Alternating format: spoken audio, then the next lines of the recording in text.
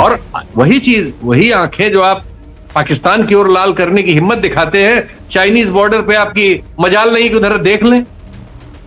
आपके कथित लाल आंख दिखाने वाले दावे वो धूल खा रहे हैं कि आप चाह के भी ऐसी लड़ाई नहीं लड़ सकते। आप रूस नहीं है, आप इजराइल भी नहीं है, आप अमेरिका भी नहीं है, आप भारत हैं।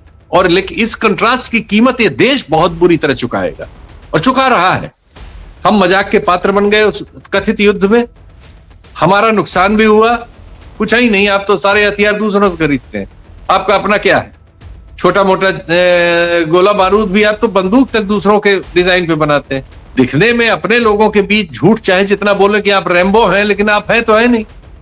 तो निश्चित तौर पर आपको दूसरों की सुननी पड़ती है ऐसे किसी स्थिति में। पाकिस्तान का एक सैनिक जनरल जो है वो राष्ट्रपति ट्रंप के साथ लंच और डिनर कर रहा है, और इनको रिसीव करने एक सेक्रेटरी से भी नीचे एक आदमी भेजा गया था गेट पे। पता है कि पाकिस्तान को बटिया मेट कर दिया जाए, एटम बम मार दिया जाए। वो इस तरह की कल्पनाओं में जी रहा है इस जहर की वजह से। वो उसको वहां तक उन्होंने पहुंचा दिया है। रियलिटी उससे अलग है।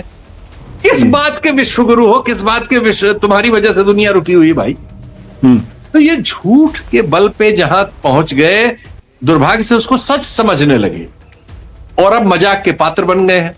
तो एक बार ऐसा लगा जैसे कि पहलगाम की घटना के बाद ऑपरेशन सिंदूर हुआ और जब अचानक सीजफायर हुआ, तो पहली बार मैंने यह देखा कि जो सोशल मीडिया पे प्लेटफॉर्म से जो राइट विंग के लोगों के थे या हिंदुत्ववादियों के थे, वहां लोग खुलकर सरकार के खिलाफ बोल रहे थे और खुलकर नरेंद्र मोदी की तीखी आलोचना कर रहे थे। बल्कि कुछ जगहों पे तो मैंने अपशब्दों और अभद्र शब्दों का भी इस्तेमाल होते हुए देखा। तो ये क्या है? क्या उनके अपने सामाजिक आधार में कहीं टूटन देख रहे हैं, दरार देख रहे हैं? नहीं, आप बहुत अच्छा सवाल कर रहे हैं और इस सवाल का जवाब मैं देना भी चाहता था। आपने बहुत अच्छा किया। हुआ यह है कि राजनीतिक सफलता हासिल करने के लिए जिस विचार क्रम का विकास आरएसएस और इस समय का बीजेपी के डिस्पेंसेशन कर रहा है, इस तरह से उसने खुली छूट दे रखी है इस तरह के फ्रिंज ग्रुप्स को, या फ्रिंज क्यों, तो उनके अनुषांगिक संगठन है बहुत सारे, कि वो लोगों के साथ सड़क पर चाहे जहां मारपीट करें। हजारों ग्रुप घूम रहे हैं पूरे देश में, हजारों तो नहीं सैकड़ों, जो लोगों के कार्ड चेक कर रहे हैं, जो किसी पद पर नहीं है, कुछ नहीं है, जो लोगों को धर्म के नाम पे मार पीट रहे हैं, जो लव जिहाद के नाम पे किसी मुसलमान लड़के को किसी हिंदू लड़की के साथ देख लें तो वहां उसकी मारपीट कर रहे हैं। लोग क्रिसमस मनाते हुए लोगों को पीट रहे हैं, उनका तोड़ रहे हैं, और मुसलमानों पर तो जो जितनी चीजें कर सकते हैं कर रहे हैं। चाहे जब जुलूस निकालते हैं, बहुत सारे बाबा डाबा, यही गाजियाबाद में डासना केंद्र का वो जो नरसिंहानंद है, वो तो अभी कल कह रहे हैं कि हमें आईसिस की तरह संगठन बना के गुरिल्ला हमला करना चाहिए। बीजेपी का हैदराबाद का एक एमएलए आके दिल्ली में एक मीटिंग करता है एक बंगले में, और वहां तमाम लोगों के साथ बैठ के वो लोग गुरिल्ला हमलों की योजना बाकायदा वीडियो पर है। और इस तरह की अनेक बातें, लोग तलवारें बांट रहे हैं, लोग त्रिशूल बांट रहे हैं, खुलेआम जाति से संबंधित, पुराने ग्रंथों से संबंधित, दूसरों से संबंधित ऐसी ऐसी बातें कह रहे हैं जो किसी तुरंत कानून को आकर्षित करती हैं कि उनके खिलाफ मुकदमा दर्ज हो और पकड़े जाए। और हम पा रहे हैं कि इस देश के गृह मंत्री, इस देश के प्रधानमंत्री या बीजेपी के प्रेसिडेंट या हम केंद्रीय मंत्रिमंडल के किसी सदस्य को इस पर जबान खोलते, एक हर्फ लिखते ट्विटर पर, कहीं उसको किसी रूप में पा नहीं रहे। इसने जो देश में वातावरण पैदा किया है, वो वातावरण चाहता है कि पाकिस्तान को बटिया मेट कर दिया जाए, बांग्लादेश को जमीन में गाड़ दिया जाए, एटम बम मार दिया जाए।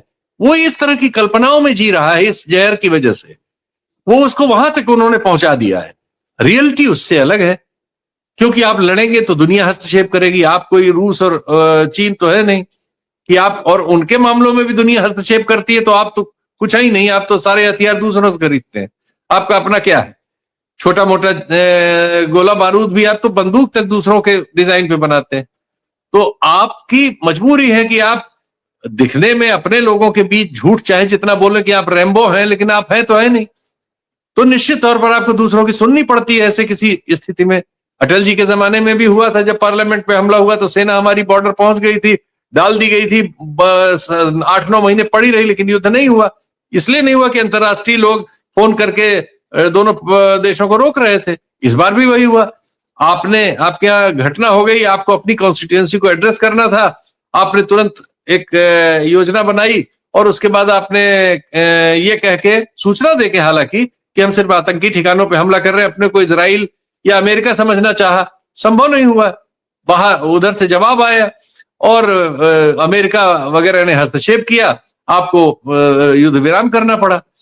तो ये रियलिटी है कि आप चाह के भी ऐसी लड़ाई नहीं लड़ सकते। आप रूस नहीं है, आप इजराइल भी नहीं है, आप अमेरिका भी नहीं है, आप भारत हैं। एक ही हमारी सच्चाई है। लेकिन आपने जो जॉम्बी क्रिएट किया है एक समाज में, पूरा समाज की जो सोच आपके समर्थकों की है, वो तो आपको इजराइल, अमेरिका, रूस से भी आगे चाहती है। ये इस कंट्रास्ट की वजह से वो सब हुआ जो आप बता रहे हैं, और ये कंट्रास्ट इसमें हमेशा रहेगा। और लेकिन इस कंट्रास्ट की कीमत ये देश बहुत बुरी तरह चुकाएगा और चुका रहा है। हम मजाक के पात्र बन गए उस कथित युद्ध में, हमारा नुकसान भी हुआ, लेकिन चूंकि हमने भावना ऐसी भर रखी है और उसमें भी हम वो भी नहीं पा सके।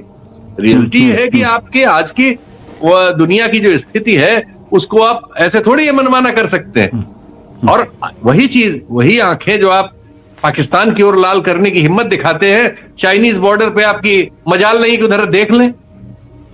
आपके कथित लाल आंख दिखाने वाले दावे वो धूल खा रहे हैं कि मोदी जी का अपना, उन्होंने खुद ही 10 बार कहा है कि मैं ठीक से पढ़ लिख नहीं पाया, और डिग्रियों पे उनके तमाम सवाल तरह तरह के हैं, हम उसके प्रसंग में नहीं जाते, वो गलत सही जो हो।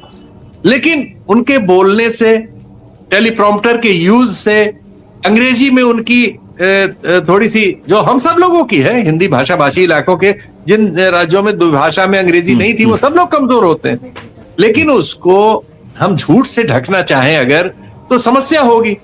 तो सोचा ये गया कि हम भारत के प्रधानमंत्री हैं, जिसके गले में हाथ डाल लेंगे, दोनों झप्पी मार लेंगे, बस वो हम राजनीतिक रूप से विजय प्राप्त कर लेंगे।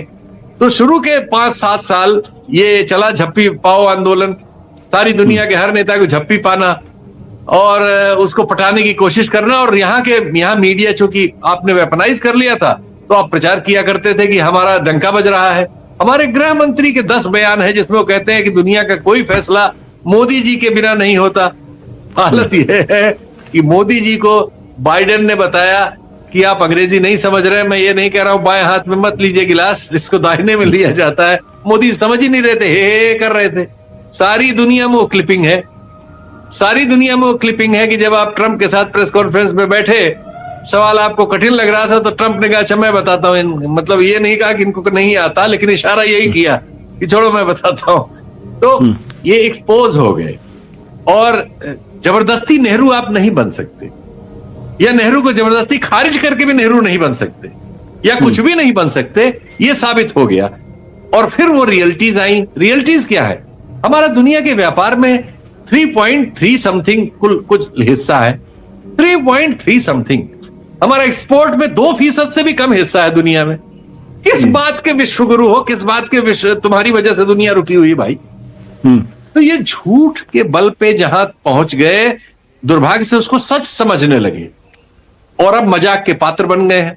पाकिस्तान का एक सैनिक जनरल जो है, वो राष्ट्रपति ट्रंप के साथ लंच और डिनर कर रहा है, और इनको रिसीव करने एक सेक्रेटरी से भी नीचे एक आदमी भेजा गया था गेट पे।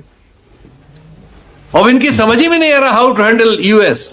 दुनिया में अकेला भारत बचा है इस समय जिसपे 50% से ज्यादा टैक्स लगा हुआ है, और $38 बिलियन का हमें लॉस हो चुका है अब तक ट्रेडिंग में उनके साथ। तो ये है, इनके जितने भी इस तरह के फैसले थे, वो सब जो है बूमरैंग करेंगे, क्योंकि वो रियल नहीं है। और उनमें हम यही पाएंगे कि आज नहीं तो कल इनको वही सब करना पड़ेगा जो इस देश को करते हुए हम 70-78 साल तक यहां तक लाए थे, और कोई रास्ता नहीं है।